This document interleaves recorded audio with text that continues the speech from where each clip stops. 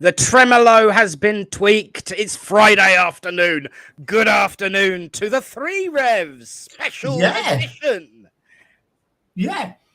I misadvertised it. I put 2 Revs chatting. Should have been 3. Well, I did call it 2 Revs, but special edition. So, and it is special because we get to say good afternoon, Reverend Stapley. Good afternoon, guys. I apologize for the sunglasses. I've got a migraine. I'm not trying to look cool or dramatic. It wouldn't matter if you did. I was just out shopping with my sunglasses and my dog collar on, Amazing. Oh dear, their mum's away already. Look, wow. Yeah, here we go. It has begun, dears. Well, it's been a while. How are you, Matthew? I'm doing really well. Busy these days, but doing well here. How are you guys doing? Fabulous. Tony, you go first because I've got to make a note in my head. Okay. Yeah, fine. Absolutely fine here. Everything's going well. It's been far too long, matey. It's been far too long. Has. Yeah. It really is quite strange, isn't it? Because even though I can't actually pinpoint in my head the last time we 3 shared a screen, it doesn't feel like it's a very long time, even though I know it is. Yeah. And it just feels like that natural fall in and get on with it. Yeah, absolutely. And of course, Mum makes the comment. I have a problem with my eyes too, Matthew. Mum had eye surgery. She had her eyelids tightened, she's a bit wounded. So healing, everybody peeps, please. To the yes, absolutely. Yeah. I hope that you recover really, really soon, Linda. Mrs. Brown. Oh, she'll love Linda. She'll be happy with that. Awesome. Yeah. Oh, yes, we are progressing the Rainbow Project, Rotherham, as Michael has commented. Absolutely, yes. That seems to be taking over our lives at the moment, but Well, this is the appropriate month. Of course it is. It's Pride Month. Happy Pride to you guys. Happy Pride to you too. Did you see? I know, Matthew, you popped on at the end of last service last night. I don't know whether Tony's seen it because I know you're busy. I advertised it as the 3 Queens of Spiritualism. I missed that. I would have loved it. It would have been amazing. Yeah, that would have been hilarious. Absolutely hilarious. Oh, my computer's just reminded me to be ready to go live with Spiritline. There you go. I'm here. I'm sitting right next to an air conditioning unit for your benefit, so I look this good. I'm a little jealous, Nick. Gonna say, I mean, I can't beat you this week, Matthew. No, just look. Everybody already is. I'm surprised they even noticed I was wearing anything, Yeah. Oh, hi, Sherry Ann. Hey. Sherry Ann's here. So we really are kind of spreading right across the world today. Sherry Ann is in France. Amazing. Matthew, you're in Canada. I'm in Littleport. Tony, you're in Rotherham. Kaz up there in Scotland. Yeah. And we've got the Reverend Alan here. He's up in Cleethorpes. Alan, nice to see you. And Dawny is down there in Essex. Yeah. So we're getting about, I tell you. We are. We've got a lot of people from everywhere. That's amazing. Yeah. It is wonderful. It is wonderful. So shall we say some proper hellos? Because I've jumped about, but let's say hello to everyone. I will be, because I get confused. So I'll be button guy. You two say hello. Okie doke. Oh, hi, Linda. Hi, Mom. Love that. And Dawny. Yeah. And Sue. Yay. Happy anniversary, Sue.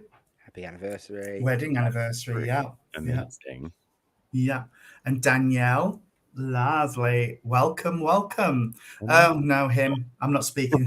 Hi. Well, nice to see you. Well, see your name anyway. Yeah. And Alan. Yes, Reverend Alan. in sunny Cleethorpes, and Nicola watching in the last bit of her working day. Oh yes, quite right too. There's Kaza. Yeah, with the dinky t-shirt. The lovely t-shirt, which is going very well. I'm not supposed to know this, but there's a new colour coming out. It's going grey. Going grey. Beautiful. Yeah. You can't wait to see the grey ones. That's going to be added to the website. Oh, there we go. Julie. Hi, Julie. I hope you're all right, darling. Somebody was saying you weren't well. I hope you're okay, sweetie. Healing on the way, sweetie. And there's Sherry. We have a Facebook user who says this should be fun, so they obviously know us. So whoever thinks it's going to be fun, let us know who you are, please. Yes, so we can say a proper hello. And hello, Jen. Hey, Jen. And Leslie. Yay. And we are caught up so far with everyone saying hello. If you haven't said hello, please do get online, joining in. The conversation is very much led by yourselves at home. We don't come in with many preconceptions of what we want to talk about. We used to, but it never happened. So we just, turn up. But this is all about what you want to talk about. If there's a burning question. Now, interestingly enough, I do have a burning question this week that came from one of our viewers. Oh. And this is it. Thought of philosophy for today around pride for you. If we are all the same, then why do some people feel the need to be labelled? I understand people can be born into the wrong body and therefore wish that to change. But surely we should aim to have less labels rather than more.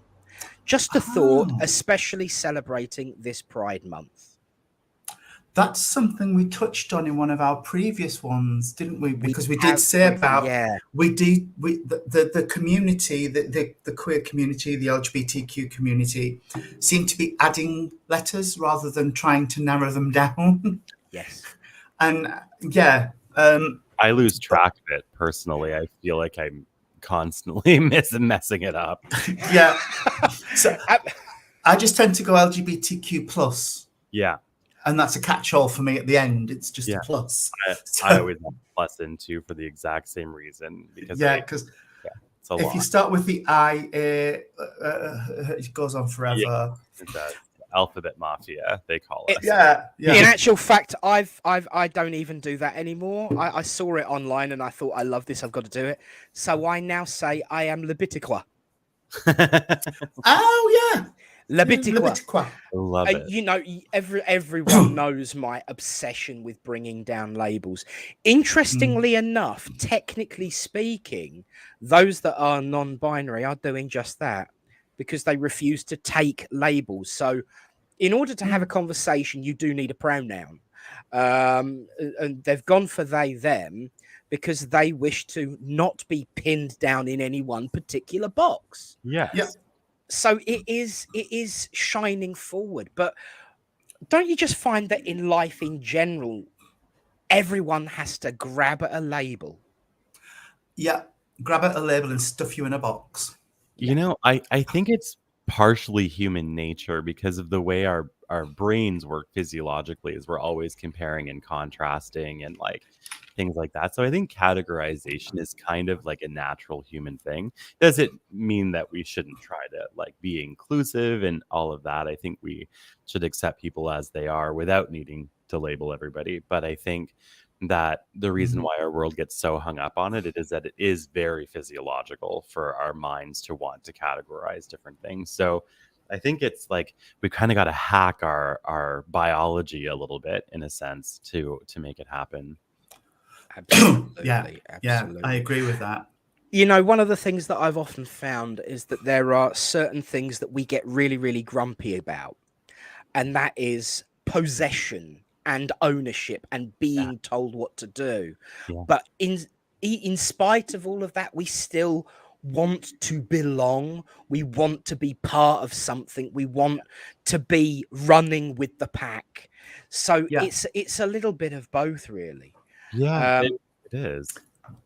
And Dawny says, I feel labels are what we make me feel like they have a place within society rather than being themselves. So there is quite, as you've pointed out, that risk, isn't there?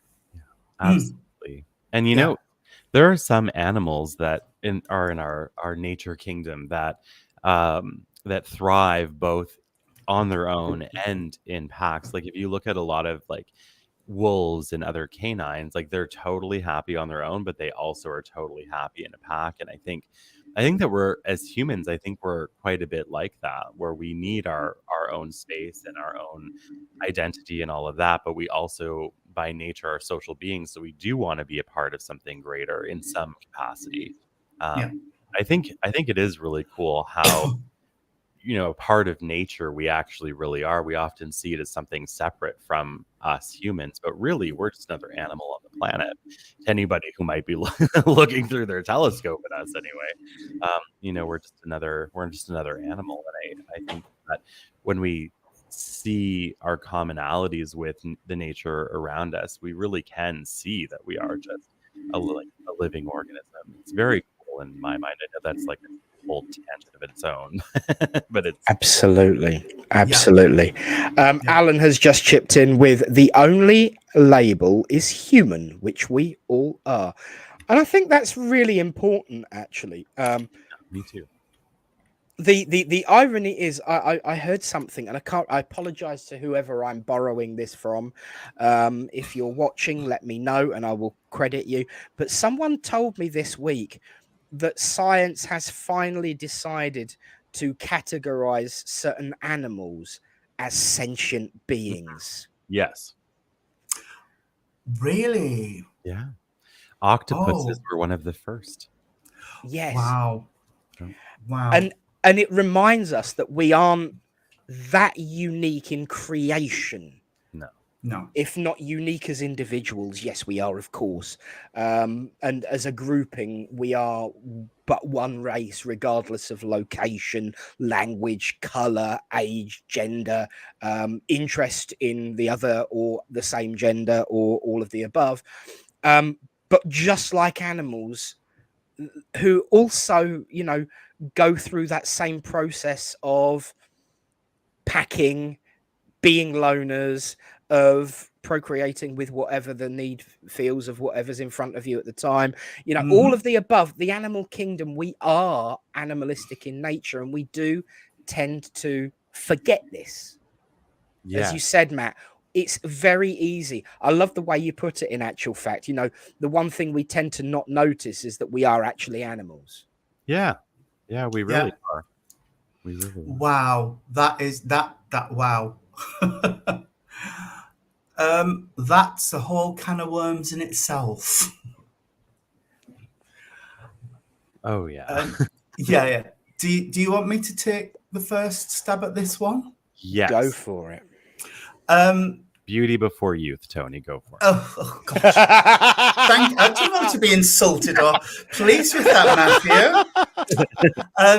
I have had mixed experiences with church, because before I came to Spiritualism, I was Church of England and went to church several times a week. And I returned to my hometown a few years after I'd moved in with Michael, and my dad convinced me to go to Christmas service with him. It was Christmas Eve.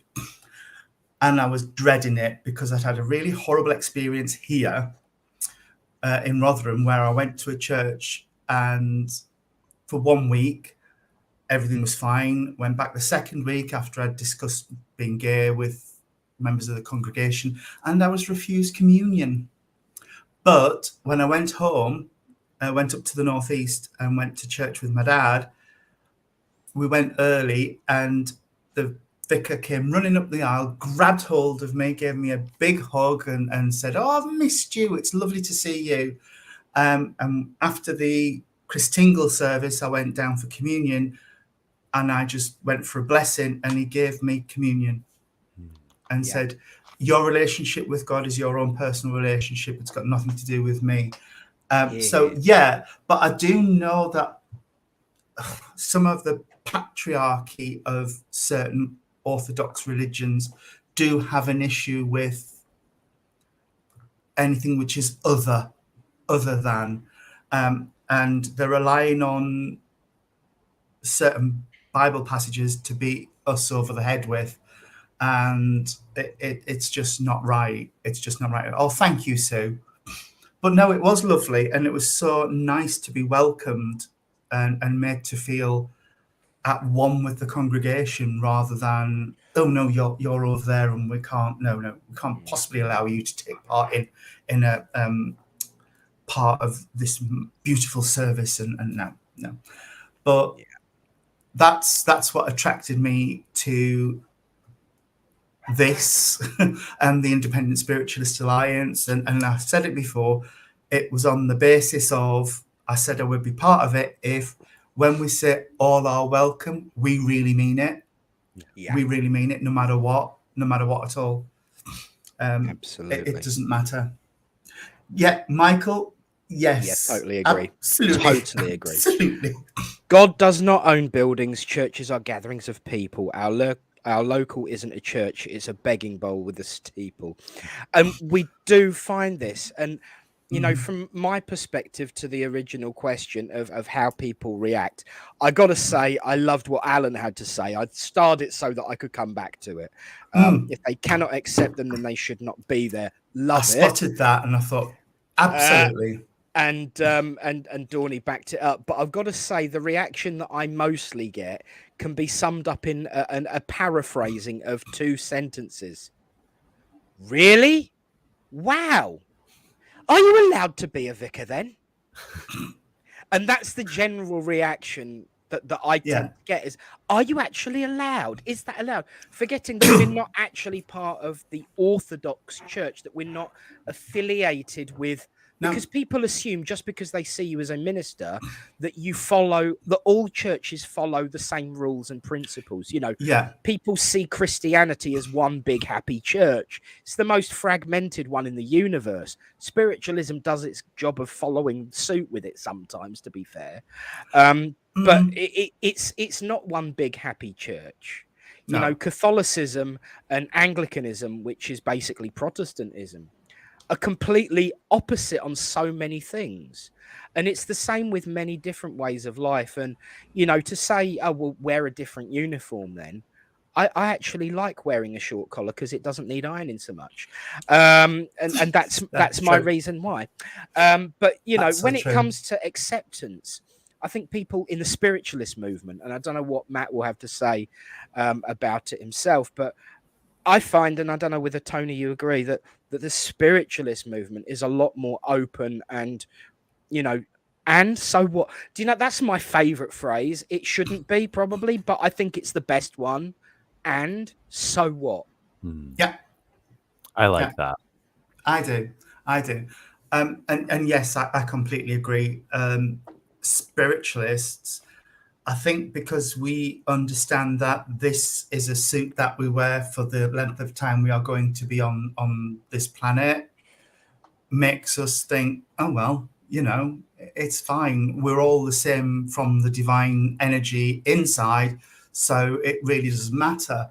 There are issues within the spiritualist movement, but as far as our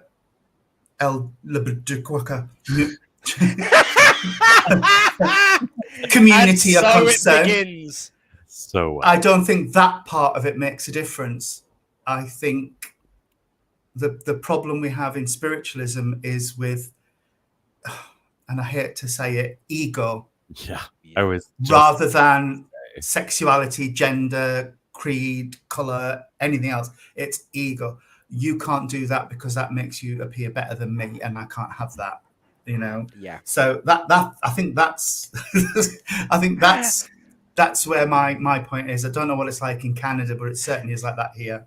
So in Canada, it's a little bit different. So spiritualism is way more well known in the UK than it is here. Like by a lot. So we do have spiritualist churches like across the country, but even in our city, which is the capital of the country, I think we have one for sure, maybe two spiritualist churches in the whole city, and the next one is probably Toronto, which is not far away. It's 5 hours west of us. So, that's like about it. And maybe there's another one in the city over, which is 2 hours east of us. So, I think in terms of spiritualism, it's definitely more accepting. I have not been a part of any spiritualist church gatherings here where anyone thought anything weird about a gay minister or gay people in the congregation.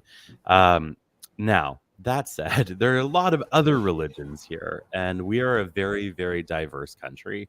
And so there's many forms of Christianity, and some of them are very, very open-minded, not just tolerant, but actually accepting. Like the United Church of Canada, they ordain gay clergy. They were the first big church to offer gay wedding services.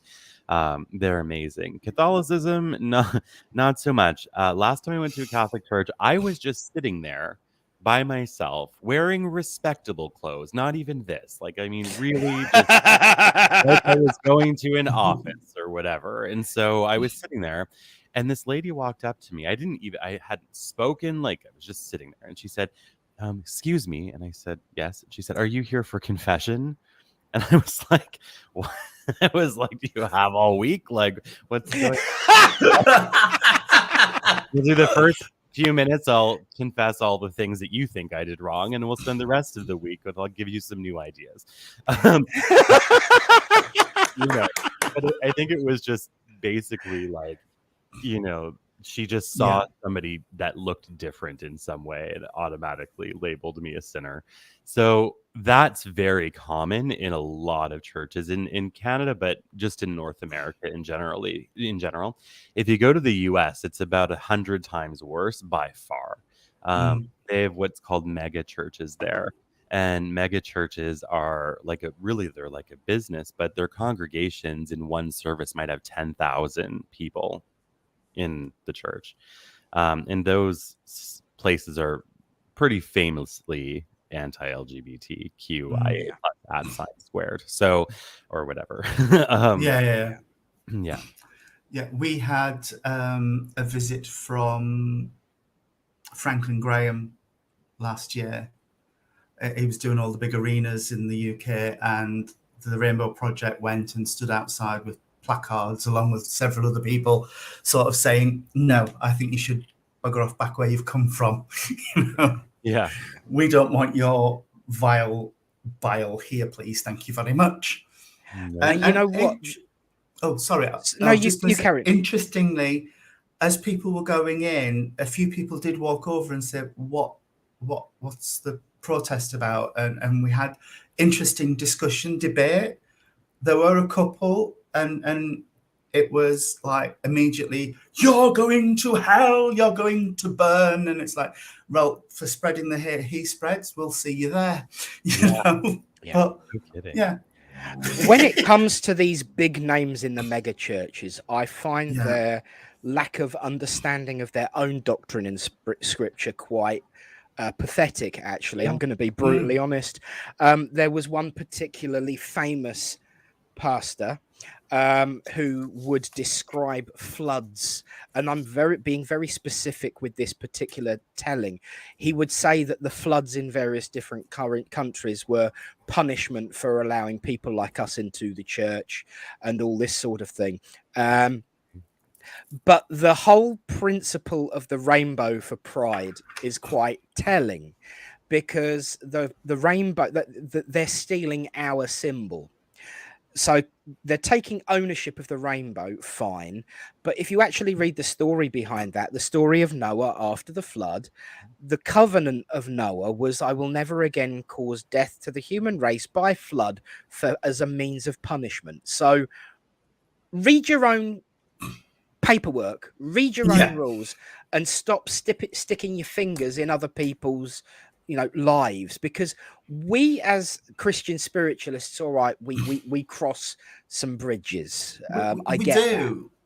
But we try and bring unity through the crossing of those bridges. When it comes to, you know, beating people over the stick with various different scripture, it is all centered around ownership, control, and ego. And if there's an old saying that I keep going back to, my mate Joshua Carpenter always used to say, by their fruits you will know them. Well, all these people that can't even read the scripture that they're trying to preach, their fruits are pretty rank, you know, and would be well placed to be thrown back at them. But as many people in the comments have said, Eunice, Alan, there is no place for ego. It's all about acceptance. It's always about kindness.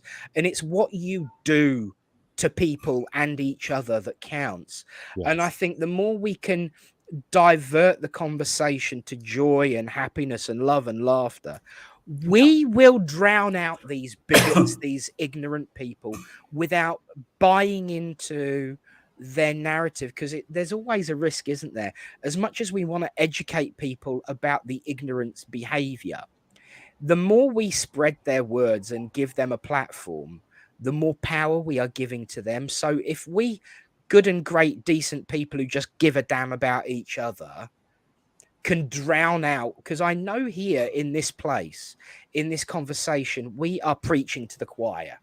We are preaching to the. We're not even preaching. We're just yakking. But the saying is old, and I use it often. But I know we are preaching to the choir. But if the choir just ups its volume, we will drown out the bigotry and the hatred. Not just when it comes to gender, but when it comes to color, when it comes to age, when it comes to everything. Yeah. And I think sometimes we can have too much faith in things turning out all right, because we then don't take the action to make things turn out all right. Yeah, I agree with that. So hugely. Yeah. I agree too. Yeah, there's a lot of positivity going up in the comments as well. And then there's Michael. Yeah. Bless you, Michael. I love you. He's raising some really good points, though. He is, though. Understanding his hash like that. Yeah, I like that one. Right. Yeah, absolutely. You know, Michael might put people off sometimes with his comments, but usually it's because he's got a point. He's very blunt and very honest and very open with his feelings. You can never say you never know where you stand with Michael, and that for me makes so much difference. Yeah, I think if we can all share our heart's desire and our feelings in a way that is kind and or blunt, you know, if we can share our thoughts and feelings and just discuss it without, you know, taking personal offense to it. But then it brings us back to that sense of ownership, doesn't it? Yes. It's the labels and borders and boundaries and name tags, because it then becomes ownership. And if you feel like you own something, you're going to fight for it. Yes. And you're not always going to consider that other people and that other person in that conversation has the same right to an opinion. Absolutely. Especially in the North American mega churches. No kidding. And you know what? I think it's really sad, because I think part of it is fear with these people that are, you know, doing all these terrible things to our communities. I think part of it is fear. I think part of it is wanting to have somewhere to put their anger and their frustration of why the world isn't, you know, created in their image. I think in a sense, right? And I find it really sad. And the saddest part is that these negative, like crappy beliefs are handed down from one generation to another. And I think that's, for me, the saddest part, is that there's young kids who believe what these really terrible preachers are saying, because they're told that it's the truth. And the beautiful thing that I'm seeing, though, is like in the last year, even, I've met so many people that were very, very Christian that are now in the journeys of deconstructing their faith and figuring out, you know, what it all means and what actually makes sense for them and how to have, you know, their own relationship with God. And I think the fact that that's just like becoming such a strong trend makes me really hopeful. I think as a minister myself, like the two of you, like I don't know God any better than anybody else does. I might have some more knowledge or experience on history and theology and philosophy, but not but just that. I mean, we all have our own individual relationships with whatever we believe divinity to be. And I think religion is an attempt at making sense of that relationship, or it's an attempt at figuring out what God wants from our half of our relationship with him or it or her or whatever. And I think spirituality is the relationship itself. And so we're seeing, in the last 10 years, but especially in the last year or two, so many people migrating from religion towards spirituality. So they're realizing that all the things that they were told God needs from them in order for that relationship to be there just aren't true.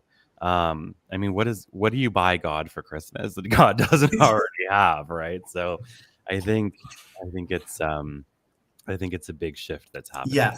Yeah. Absolutely. It's nice to see that Eunice has reintegrated with StreamYard. Well done, darling. And this is something that she and I discuss quite a lot. I would rather be in a church with people who are themselves than people who preach one thing and practice another. Absolutely. In actual fact, somebody once told me when they found out that I was due to be ordained, "Oh, you'll have to start behaving yourself now." And my answer to them was, I got to the position I'm in by being me. If I were to stop being me, I wouldn't have earned the position or deserved the position or have the right to hold that position. Yeah. Because, the one positive comment that seems to be frequent with me is, "You're not what I expected." Yeah. You swear, you curse, well, up until February you smoke, you say things as it is. But of course, I'm a human being. I'm flawed. I'm limited. I'm normal like everybody else. What I do as my part for trying to help people is irrelevant to the fact that I'm naughty sometimes. I have a giggle. I'll make the occasional inappropriate comment, although I'm not the one who comes out with SH1T. As I'll always keep reminding him of that one because that was funny. Sorry, Tony, I couldn't help it. But this is it. We have a giggle. We have a laugh. And, we do. And that's what people are interested in, not sitting there being lectured at and told what they can and cannot do. No. It's interesting. You made a point, Matt, about the deconstruction movement. Now, that really hasn't made as bigger impact in this country as it has in North America. And you're obviously a lot closer on the grand scheme of things. I know it's a different country, but you're obviously a lot closer on the grand scheme of things. So there would be a bit of a bleed. I went on a deconstruction conference last year because I was interested, and it was amazing. It really, really was. And I found more spiritual and, in the words of Cherry Ann, awakened individuals who were actually deconstructing their faith than those that appear to be quite confident in it. I think that's what led me to spiritualism, because when I came out and when I moved in with Michael, and I had a lot of conflict within myself because I was like, but God now hates me because I'm this and that and the other. But I didn't feel like God hated me. So I had to sort of do a lot of introspection and a lot of thinking about what was important. And that's when I found spiritualism and Christian spiritualism, because I think what we need to do as ministers is to just almost lead by example, and not in the way that there's been in the comments about people following like sheep. I just think we need to shine our truth and show people that there is a different way to have a relationship with God, that you don't need somebody to lay down the ground rules for you. You negotiate those rules yourself with God, because it's a very, very personal thing. And to answer Michael's question, I think it's a two-way street. Yeah. I think God wants to learn from us just as much as we want to learn from God. And that's what's important. And that's what I think people need to learn. Yeah. Because you go to church to be told what God wants. No, have that conversation yourself. Yeah. Build that relationship, have that interaction with God or whoever you want to call it. That's absolutely fine. But I don't like this idea of we must go and sit in a building and be lectured at for 2 hours to be beaten over the head with a stick and told that, we were born into sin when we were born from love. 9 times out of 10, we were born from love. Yeah. And that's what's important. That was my 2 pence anyway. And Donnie... Should be a whole pound because of inflation, though, Tony. Well, at the minute, yeah. I like to think that you should be approachable and people should be able to come to you and say, I'm struggling. Yeah, absolutely. I mean, one of the conversations that I frequently have with my gang, my pals, my family, the church at Littleport is, you tell me what you want. My job is to facilitate. Yes. If we're doing something that you like, say so, we'll do it more. If we're doing something that you're not too keen on, we'll talk about it. There are certain things, like, for instance, if everyone said, well, don't do any prayers anymore, I'd struggle with that one, because opening and starting with but once again, it's about the format of the prayers. I had a really, really lengthy conversation with another Tony about the healing prayer that we do on a Thursday night. And there were I said, right, okay, here's the base prayer that we use. Make it your own. And to an extent, he struggled with that because it wasn't the wording that he would use. I said, well, don't do it then. Just use that as this is the first part, this is the next part. And as long as you mention all the bases, go for it.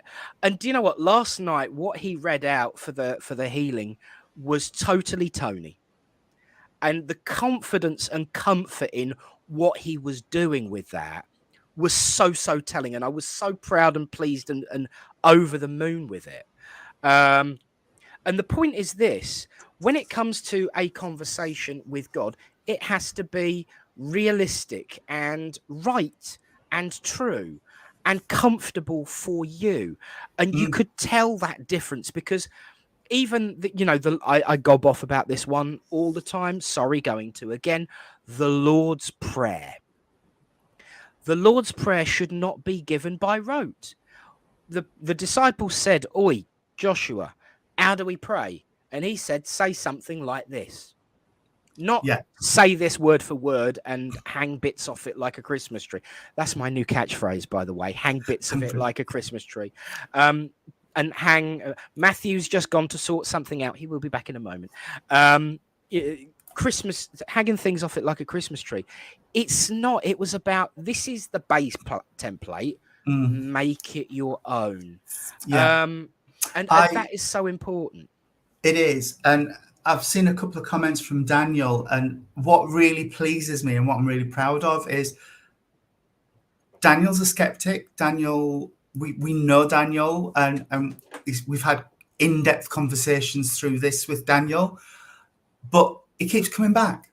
Yeah. He keeps coming back. And like he said, we make him think. He may not agree with everything we say and everything we talk about, but we make him think, which is amazing. And Michael, prayers. Yeah, well, this is the thing. But you see, although I use that as an example, if the congregation came to me and said, look, the prayers are pretty samey, we're not too comfortable for the prayers, I'd sit down and say, right, well, let's talk about prayers. How would you feel comfortable in the format of a prayer? Because I feel it's important as a church service that we do have prayers, but I wouldn't say, we've got to have this prayer. Which format of prayer would make you all feel comfortable? Drop the Great Spirit, Father, Mother, God, and just say Divine Universe. But then you've got other mediums quite often will help out with the prayers and go off and, you know, do their own thing anyway. So there's always a bit of variety anyway. And I don't always say the same thing either. I don't like prayers by rote. So I think that's probably why no one's complained about them, because there's always something a little bit different. For me, it's about the opening prayer is about starting the service, asking for the protection, asking for the love to be there, and setting the tone and the intent for the rest of the evening. Yes. And at the end of it, it's about wrapping it up. It's about thanking people for being there, thanking Spirit for being there, and then handing everything back over to the divine. And I'm just going to mute myself and go and sort that door out because it starts to do my head in. Sorry, I'll not be a second. You know, I think prayer at the beginning and end of service, especially at the beginning, I think it's important because it kind of brings everybody's awareness, or, you know, into one space, right? That state, in a sense, it's a statement of intention.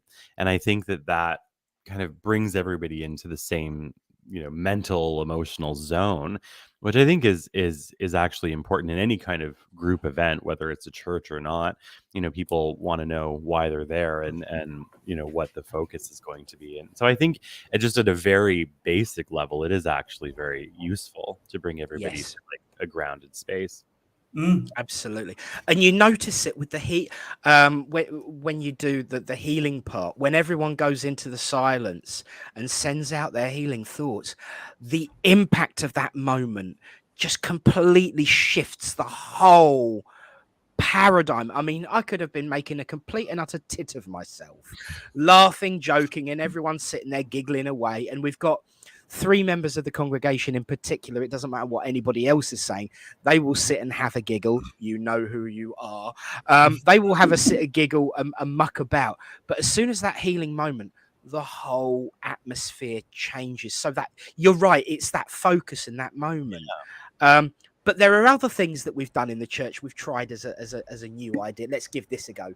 And the congregation have come up to me at the end and said, "How do you think that bit went?" And I already know by the tone that there's consensus that I think we should probably not do that again. Oh, thank God for that. You know, but the fact that they feel comfortable having that conversation proves to me that they know that the church is theirs, not any one particular person's. That's beautiful. And that's the way it should be, really. Like, absolutely, Matthew. Absolutely. I think in a sense, part of our jobs as ministers is to help people to form healthy belief systems. I mean, and to support their exploration of their relationship with God, the universe, or whatever. And I think in some churches there is, as you said, Tony, an element of ego with that, where people want to be seen in a place of authority rather than a place of service. And you know, being a minister is interesting because we're in service to God, but we're also in service to everybody who comes knocking on our door, looking for support or guidance or fellowship. So, you know, I think I don't know where I was going with that, actually, but here we are. I actually think you've summed it up perfectly. Yeah, it's raised a perfect point for me, which is when I put the purple shirt and the collar on, I don't see that as giving me any authority. I see that as opening a door and saying, please come in, tell me what you want from me. Exactly. Rather than, here it is, I'm going to tell you, you know. No, it's that. I think using the word collar is quite telling, because it's almost like you put a collar on to be led by your congregation. Not that you're going to pull them along with you. Exactly. You know, and it's interesting that you made that same point, Matthew. It really is. My favorite story of explaining why I wear the collar is someone once described it as the red light above my head. I'm not quite sure what they meant by that. But I went, obviously, in my mind at the moment greatly is Mum being in Addenbrooke's Hospital, because, you know, just this last couple of days. But there was an occasion where she went for a scan nearly a year ago, I would say. She went for this scan, and I was, you know, get out, go away, wander off. So I was still a smoker at that time, so I went for a quick puff. And I'd forgotten that I'd got a service that night and was all dressed up, ready to go straight away. And I was walking down the road past another wing of the hospital, and this woman come running down the steps to me and said, "Oh, Father, would you come and pray with my husband? He's got a liver disease and is about to go in for an operation." Now, I didn't sit there and say, well, obviously you've called me a father, so you're not part of my, organization. I didn't sit there and think, oh, I need to tell you I'm a spiritualist. You might not like me. My answer was yes, because I got the sign on saying I'm in service. Yes. And she flagged the taxi down and needed a fare. And that's exactly what I did. Yes. Now, there would be those that would say I should have identified myself. There would be those that would say she would be upset if she found out who I really was. But at that particular moment, her husband needed somebody to pray with. And she felt that I was the appropriate person by my attire. I was there when needed. I did my job. Yeah.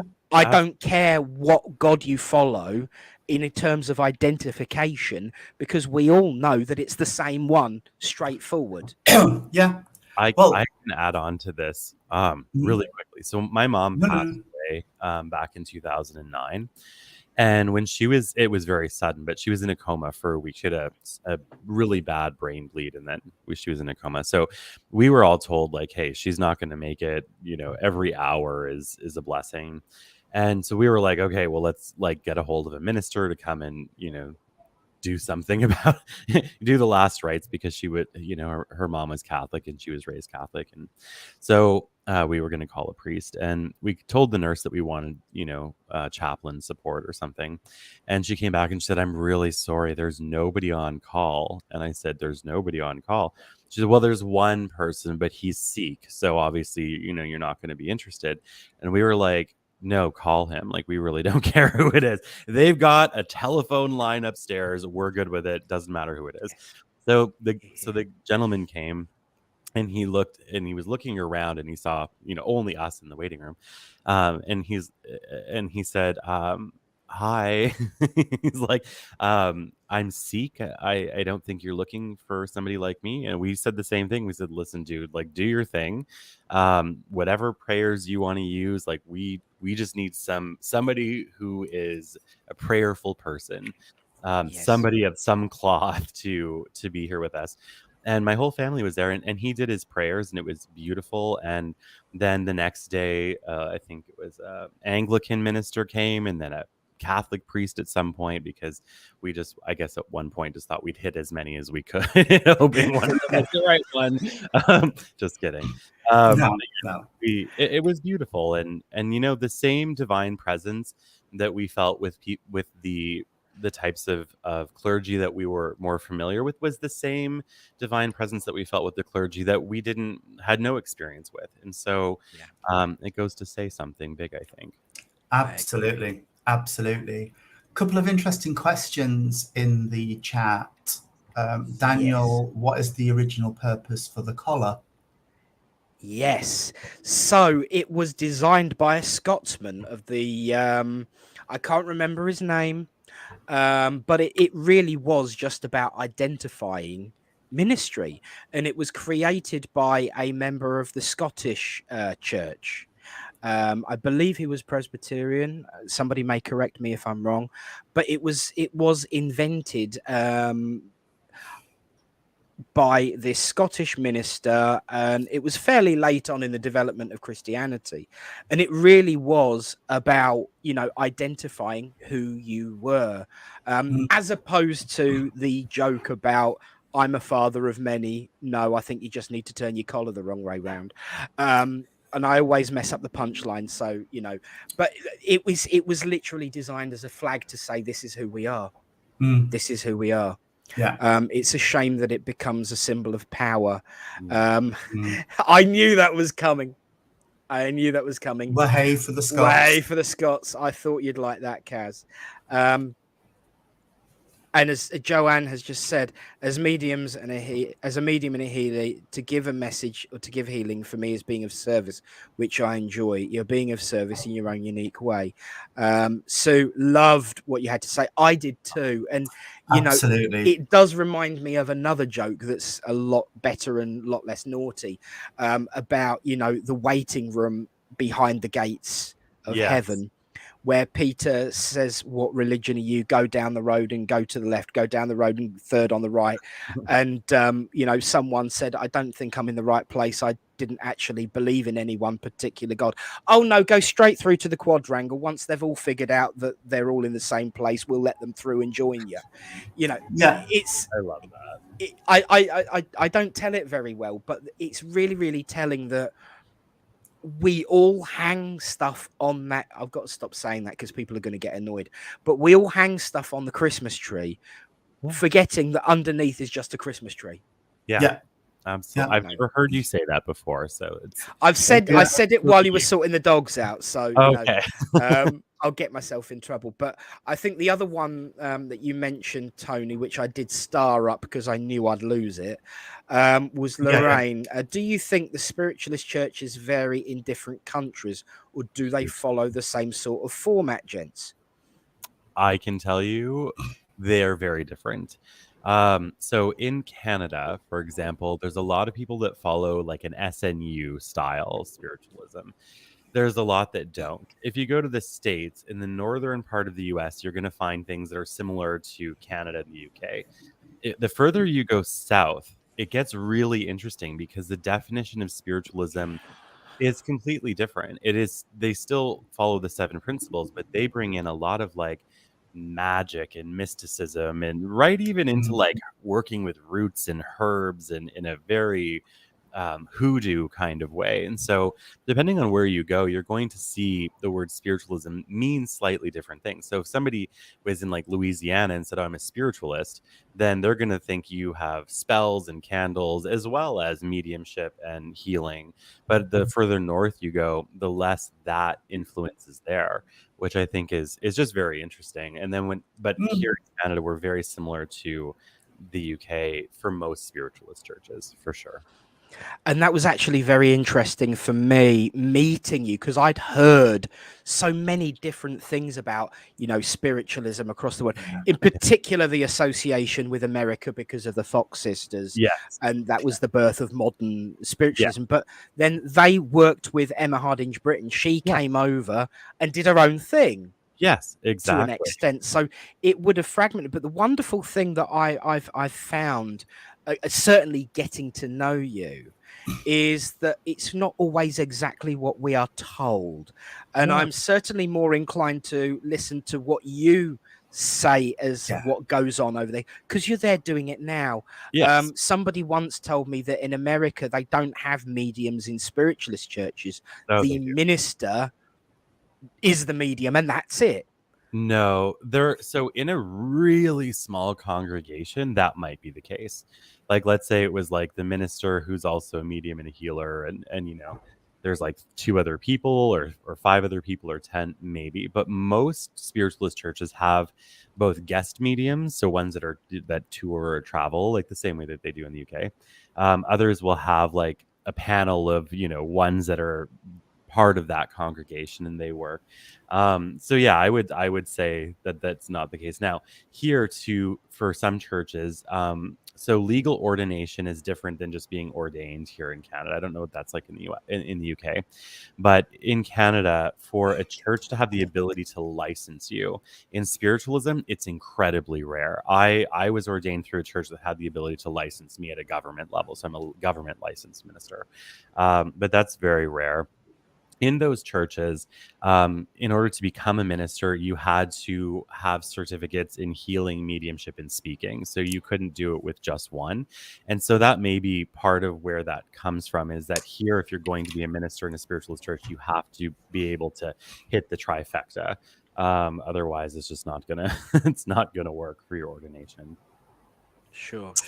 And it is very different over here as well, because the legal constraints might seem a little looser, but the legislation representing the different parts of the role of minister are very different as well. For example, there is no legal requirement to be registered or licensed as a minister, majorly because the only so-called legal ministry is the Church of England, because we are a Church of England nation. However, the legal standpoint is the government does not legislate on matters of conscience, and it follows very much in the vein of the United Nations human rights on religion, that any group that comes together can proclaim its own ministers. However, the slight tweak on that is that you do have to register with the local authority if you're going to go into prisons. You do have to be registered with a building if you're going to perform weddings. That's in the middle of changing at the moment, but as it stands at the moment, it's the building that can perform marriages, not the individual. They have to be additionally registered, but you have to have the building. When it comes to civic buildings, we're not even allowed to do hotels or beaches or forests or anything like that, because it's a civic building. And then obviously the even harder and stricter one is if you have to, if you want to go and speak to someone in a hospital, you have to be registered with the ward manager. So you have to ask permission, and that's it. That is actually kind of similar to here. So here, anyone can call themselves a minister, but to be able to like perform marriages, for example, you have to be licensed by the province of whatever province you're in. So I think it is similar, just maybe like for the weddings and things like that, it's a little bit different.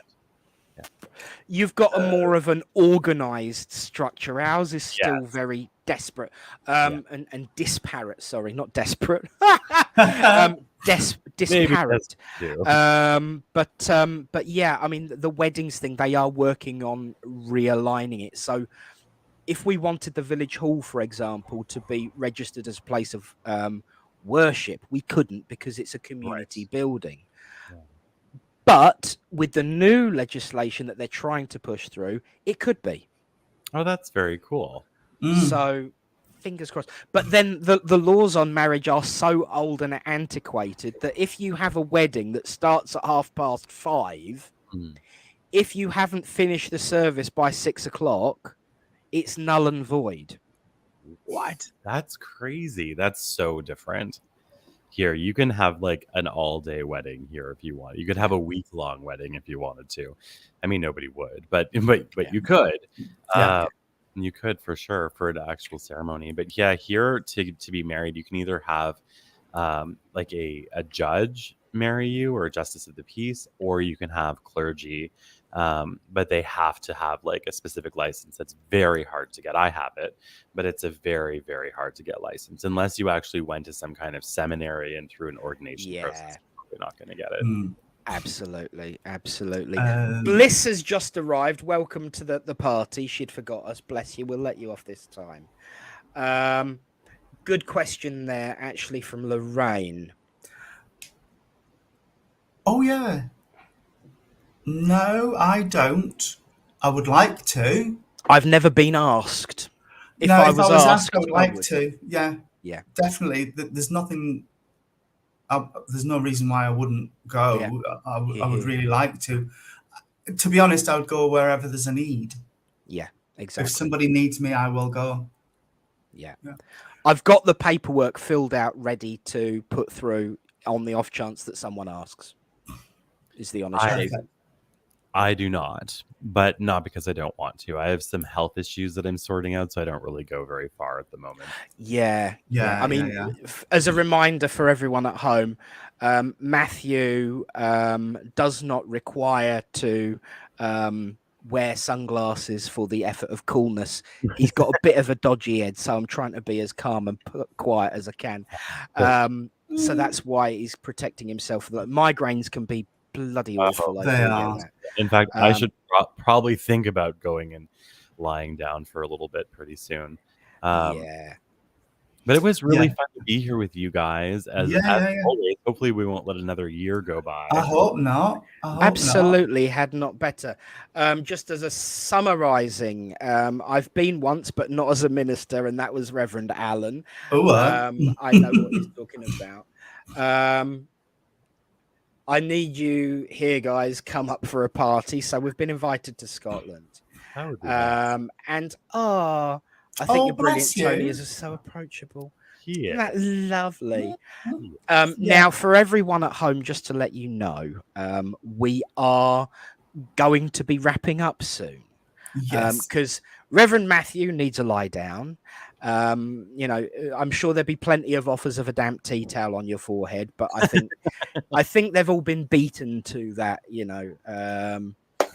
quite rightly so. And Reverend Tony's got to be out fairly soon as well. Yeah, I've got to be gone. So, we are going to start wrapping up, but thank you all so much for being here. Thank you, Matthew, for coming on. We can't leave it that long anymore. Thank you. This was a lot of fun, as always. It's always a pleasure to do this with you guys anytime. Yeah. Absolutely. And thank you to everyone at home for being part of the conversation, for leading the conversation, for asking your questions. If you want to stay involved, we do have a Facebook page. It is, of course, facebook.com/groups/2Revs. There you can find out when we're on, what we're doing, but basically it's Fridays at 4 p.m. You can also find information where you can order a Spiritline t-shirt. We don't make any money from that. No. But it's just a bit of fun, and everyone's really enjoying that. I will say that it is coming. By the end of the weekend, I will be making badges for both the Independent Spiritualist Alliance and Spiritline if you want one. I'm gonna buy one as long as you mail to Canada. I mail everywhere apparently. But yes, of course I would. Daniel's waiting for his. Daniel's waiting for his to come, and I know Tony's been very, very busy with the t-shirts. Actually, it's amazing, and it really is such fun. So thank you all so very much for that. But it's always so uplifting to come together and just chat. And be part of a conversation, and that's what it really, really is for us. It's a conversation, and as Eunice would say, it's not a lecture; it's a chat. Yeah, absolutely. Oh, and Joanne as well. Praying my t-shirt will get to me.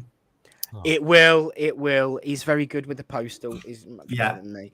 But there we are. So again, thank you so much for joining us, Matt. Thank you. Always is a pleasure. This was awesome, as always. And I hope next time you're feeling better. Me too, because I felt really dramatic sitting here in sunglasses the whole time. It just adds to the mystique, darling. It just adds to the mystique. Yeah. Well, thank you guys, and thank you to everybody who is in the chat, and as you guys mentioned, leading our conversation. It is always a pleasure to be here with you, and I hope that you all have a beautiful weekend. And you. Thank you. Oh yes, and that I am working on the logo. They named that. This is how much I don't know what's going on in the church, and just let people enjoy themselves and do what they want. And they really. Alan and Eunice run the healing circle, and it was a drum healing circle. And then they decided that they wanted a name, so they voted to have a name. They've given me the name, and I'm in the process of designing a few sample logos for them. They have just grown beyond all measure of expectation or joy. It's just brilliant, and it's its own entity. They're going to have their own page on the ISA website when it gets uploaded, and it's the White Feather Shamanic Drum Healing. So I'm sure there'll be plenty of the healers out there banging their drums for your healing, Matthew. Oh, thank you. I would appreciate. I had to be very careful how I phrased that. Because I haven't foobarred this week. There's still like 30 seconds left. And there is still time, so I'm trying to be careful. See, this is what I love about the community. Joanne's t-shirt was posted Tuesday. Yeah. Fabulous. Isn't that awesome?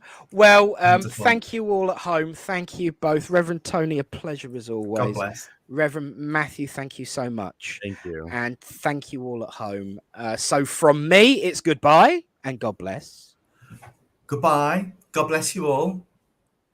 Goodbye, God bless, and go have some fun. It's Friday. Come on. Absolutely. Get off your computers. Go do something cool.